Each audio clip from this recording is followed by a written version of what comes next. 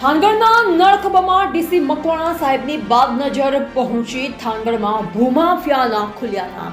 નળખંભાના સરપંચ અને તલાટી સામે પણ કાર્યવાહી.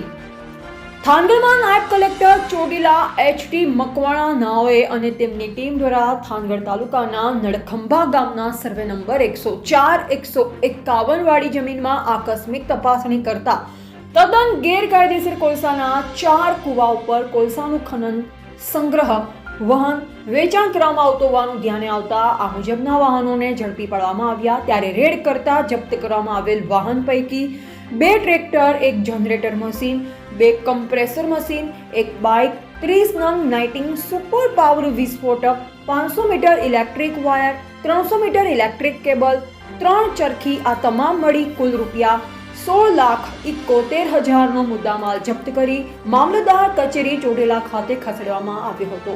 જ્યારે આ સ્થળ પર ગેરકાયદેસર કોલસાનું ખનન કરનાર ઇસમોને તડીપારની કાર્યવાહી હાથ ધરવામાં આવી.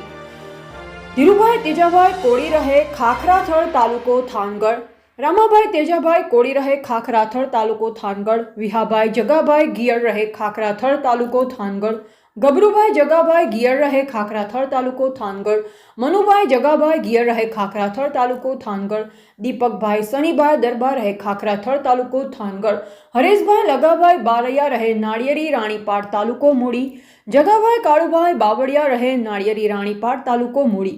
ઉક્ત તમામ ઇસમો તેમજ વાહન માલિકો સામે the Gujarat mineral prevention of illegal mining transportation and storage rules 2017 મુજબ નિયમ અનુસાર કાર્યવાહી તેમજ લેન્ડ ગ્રેબિંગ અને તડીપાની કાર્યવાહી હાથ ધરવામાં આવી અને વધુ તપાસ ચાલુ છે. જે વ્યક્તિઓના નામો સામે આવશે તેઓની વિરુદ્ધ ઉક્ત કાયદા મુજબ નિયમ અનુસાર કાર્યવાહી હાથ ધરવામાં આવશે. વધુમાં નળખંભા ગામના સરપંચ અને તલાટી કમ મંત્રી સામે કાયદેસરની કાર્યવાહી હાથ ધરવામાં આવી છે. રિપોર્ટર કેતન પરમાર, થાનગઢ.